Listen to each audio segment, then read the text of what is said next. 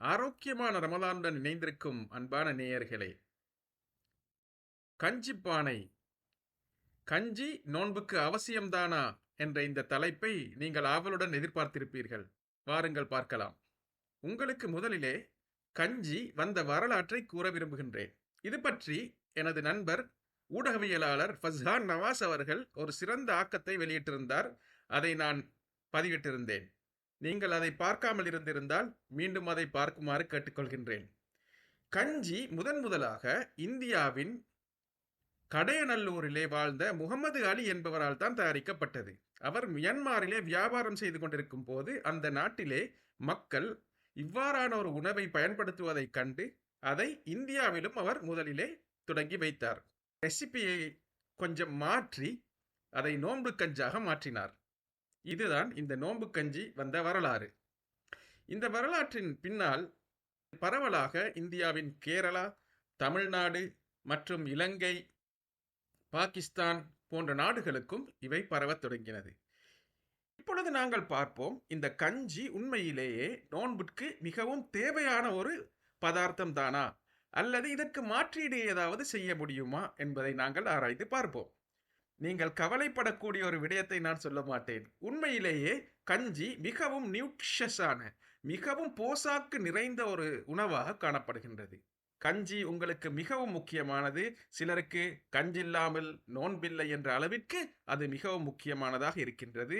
அதிலே மிகவும் நிறைவான ஊட்டச்சத்துக்களை எங்களுக்கு சேர்த்து அதை மிகவும் ஒரு போசாக்குரிய ஒரு நியூட்ரிஷஸான சாப்பாடாக எங்களுக்கு மாற்றலாம். அதைத்தான் இன்று நாங்கள் பார்க்க போகின்றோம். முதலாவதாக இந்த கஞ்சியிலே போடப்படும் பதார்த்தங்களை பார்த்தால் அரிசி கஞ்சி செய்வார்கள், அல்லது வீட் கஞ்சியும் செய்வார்கள், இல்லாவிட்டால் ஓட்ஸ் கஞ்சி செய்வார்கள். இவ்வாறு கஞ்சிலே பல வகைகள் உள்ளன. பேஸாக ஒரு கார்போஹைட்ரேட் காணப்படும்.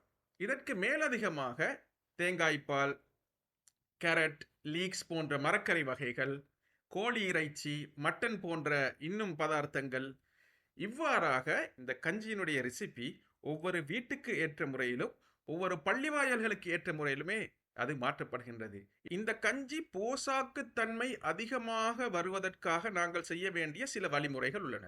இதற்கு சில விஷயங்களை நாங்கள் மிகவும் கருத்தில் கொள்ள வேண்டும். நீங்கள் நோன்பிருந்து கிட்டத்தட்ட 14 மணித்தியாலங்கள் 16 மணித்தியாலங்கள் நோன்பிருந்த பிறகு நீங்கள் ஒரு ஹெவி மீலாக இந்த கஞ்சியை எடுக்க போகின்றீர்கள். இந்த ஹெவி மீல், அதாவது ஒரு பாரமான ஒரு மீலை எடுப்பதற்கு முன்னால் முதலிலே எனது அட்வைஸ் என்னவென்றால், நோன்பை நீங்கள் பேரிச்சம்பழம் மற்றும் நீராகாரத்துடன் அதை தொடங்கிவிட்டு உங்களுடைய மகரிபு தொழுகையை தொழுத பின்னர் நீங்கள் கஞ்சை உட்கொள்வது சிறந்தது. ஏனென்றால் ஒரே அடியாக நீங்கள் ஒரு லோடை போடுவதற்கு முன்னால் மிகவும் சிறிய அளவிலே சாப்பிட்டு விட்டு ஒரு ஓய்வை எடுத்த பின்னர் நீங்கள் கஞ்சி போன்ற ஒரு செரிமானமான சாப்பாட்டை எடுப்பது முக்கியமாக இருக்கின்றது. கஞ்சி தயாரிக்கும் போது புரோட்டீனை அதிகமாக போடுவது மிகவும் முக்கியமாக இருக்கின்றது. ஏனென்றால் அண்மையிலே வெளியிடப்பட்ட அமெரிக்க உணவு வழிகாட்டுதலிலும் கூட ஒரு தனிநபருக்கு 1.2 முதல் 1.6 gram per kg body weight உங்களுக்கு புரோட்டீன் தேவைப்படுவதாக அவர்கள் கூறியிருக்கின்றார்கள். உதாரணமாக நீங்கள் ஒரு 60 கிலோகிராம் பர்சனாக இருந்தால் கிட்டத்தட்ட உங்களுக்கு 72 முதல் 96 கிராம் வரை உங்களுக்கு புரோட்டீன் தேவைப்படுகின்றது. புரோட்டீனை எடுப்பதற்கு ஒரு கால்குலேஷனை மனதிலே வைத்துக் கொண்டிருப்பது நல்லது. அது பற்றி ஒவ்வொரு உணவிலும் எவ்வளவு புரோட்டீன் இருக்கின்றது என்பதை பற்றி நான் தனியாக வேறொரு வீடியோ செய்கின்றேன். இப்பொழுது நாங்கள் பார்க்க வேண்டும், இந்த கஞ்சியை நாங்கள் எவ்வாறு புரோட்டீன் ரிச் கஞ்சியாக மாற்றுவது. கோழி இறைச்சி, மட்டன் மற்றும் பீஃப் போன்றவற்றை உங்களுக்கு போட்டு இந்த கஞ்சியை நீங்கள் புரோட்டீன் ரிச் கஞ்சியாக மாற்றலாம். பொதுவாக மீன் பாவிக்கப்படுவதில்லை. அந்த டேஸ்ட் சரி வராது. அது கஞ்சி சாப்பிடுவர்களுக்கு தெரியும். இது எனது மாற்று மத நண்பர்களுக்காக நான் கூறுவது, கோழி இறைச்சி அல்லது மட்டன் மிகவும் சிறப்பாக இருக்கும். அத்தோடு அதற்கு போடப்படும் கார்போஹைட்ரேட் சிம்பிள் கார்போஹைட்ரேட்டாக இருக்கின்றது. ஹை கிளைசீமிக் இண்டெக்ஸ் கொண்டவையாக இருக்கின்றன. எனவே இதற்கு நீங்கள் மரக்கறிகளை கொஞ்சம் சேர்த்து கொண்டால் இன்னும் நல்லாக இருக்கும். அப்பொழுது அதை நாங்கள் கிளைசீமிக் லோட் என்று சொல்லுவோம். வெறுமனே சோறு மாத்திரம் இல்லாமல், சோற்று கஞ்சி மாத்திரம் அல்லாமல் அதிலே நீங்கள் மரக்கறிகளையும் சேர்த்து புரோட்டீனையும் சேர்த்தால் கிளைசீமிக் லோட் என்பது குறைந்துவிடும்.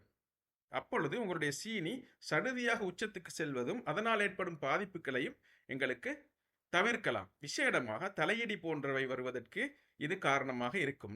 இதே போல டைப் 2 டயபெட்டிக் உள்ளவர்கள் பரீட்சார்த்தமாக அவர்கள் இந்த நோன்பை பிடித்து அதற்கு பின்னர் நோன்பை திறக்கும் போது கஞ்சி மற்றும் வளமையாக அவர்கள் என்ன உணவுகளை எடுப்பார்களோ அதை எடுத்துவிட்டு 2 மணித்தியாலங்களுக்கு பிறகு போஸ்ட் பேரண்டியல் பிளட் சுகர், அதாவது உணவு சாப்பிட்டு 2 மணித்தியாலங்களுக்கு பிறகு பார்க்கப்படும் ஒரு சுகர் லெவலை பார்த்து கொண்டால் அவர்களுக்கு தெரியும் முட்கூட்டியே எந்த உணவு காரணமாக அவருடைய சுகர் லெவல் கூடுகின்றது என்பதை அவர்களுக்கு அறிந்து கொள்ளலாம். அதனால் அதற்கு ஏற்ற முறையிலே உணவு முறையிலே கஞ்சியிலே மாற்றங்களை கூட நாங்கள் செய்யலாம். இதை நாங்கள் தனிப்பட்ட முறையிலும் செய்யலாம் அல்லது ஒரு குரூப்பாகவும் செய்யலாம். இதை பற்றியும் உங்களுக்கு விளக்கங்கள் தேவையாயிருந்தால் கொமெண்டிலே கேளுங்கள். நேரம் கிடைக்கும் பொழுது அதற்குரிய பதில்களை உங்களுக்கு தருகின்றேன். எனவே டயபெட்டிக் உள்ளவர்கள் கவலைப்பட வேண்டாம்.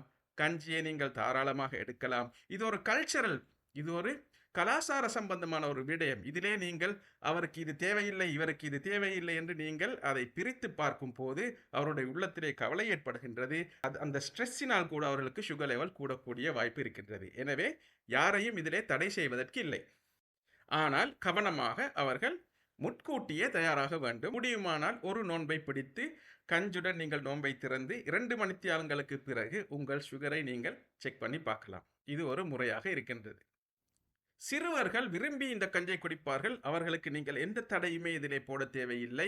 அவர்களின் வளர்ச்சிக்கு அவசியமான பதார்த்தங்கள் இதிலே காணப்படுகின்றன. ஒரு முக்கியமான விடயம், ஒரு மிக முக்கியமான விடயம், கஞ்சிலே போடப்படும் உப்பு. நான் உப்பு சம்பந்தமாக இன்னொரு வீடியோ செய்திருந்தேன். ஒருவருக்கு ஒரு நாளைக்கு அதிகபட்சம் 6 கிராம் உப்பு தான் தேவை என்பதாக நான் கூறியிருந்தேன். அப்படி என்றால் நோன்பிலே விசேடமாக 2 சாப்பாடுகள் நாங்கள் சாப்பிடுகின்றோம். கிட்டத்தட்ட இன்டர்மிட்டன்ட் ஃபாஸ்டிங்கை போல இருப்பதனால் உங்களுடைய இந்த கஞ்சிக்கு உங்களுக்கு கிட்டத்தட்ட ஒருவருக்கு நாங்கள் 3 கிராம் சால்ட் என்று வைத்தால் கூட ஒரு குடும்பத்திலே 5 பேர் இருந்தால் 15 கிராம் சால்ட் போதுமாக இருக்கின்றது. அதோடு பள்ளிவாயல்களிலேயும் கஞ்சி காய்க்கப்படுகின்றது. இந்த பள்ளிவாயல்களிலே கிட்டத்தட்ட 300 பேர் அல்லது 500 பேருக்கு தான் இந்த கணக்கை பார்க்க வேண்டும். இந்த கணக்கை நாங்கள் பார்ப்பது மிகவும் முக்கியம். நாங்கள் கிட்டத்தட்ட ஒருவருக்கு 2 கிராம்ஸ் சால்ட் என்று வைத்துக் கொள்வோம். ஏனென்றால் நாங்கள் வேறு சாப்பாடுகளையும் சாப்பிடுவோம் அல்லவா. சஹர் சாப்பிடுகின்றோம், சில வேளை இரவிலே சாப்பிடுகின்றோம், ஷார்ட் ஈட் சாப்பிடுகின்றோம். அப்பொழுது அந்த 6 கிராமிலே 1/3 நாங்கள் இந்த கஞ்சிக்கு வைத்து கொண்டால் 2 கிராம்ஸ். 500 பேருக்கு ஒரு பள்ளியிலே கஞ்சி காய்ப்பதாக இருந்தால் கிட்டத்தட்ட 1 கிலோகிராம் சால்ட் போதுமானதாக இருக்கும். இப்பொழுது நாங்கள் பார்த்தோம், கஞ்சின் வரலாற்றை பார்த்தோம், கஞ்சை எவ்வாறு நாங்கள் நியூட்ரிஷஸாக மாற்ற முடியும் என்று பார்த்தோம். அதிலே அதிகமான புரோட்டீன்களை சேர்க்கும்படி கூறினோம், உப்பை குறைக்கும்படி கூறினோம். உங்களுக்கு அந்த ரெசிபியை தரப்போகின்றேன், எதிர்பார்த்திருங்கள்.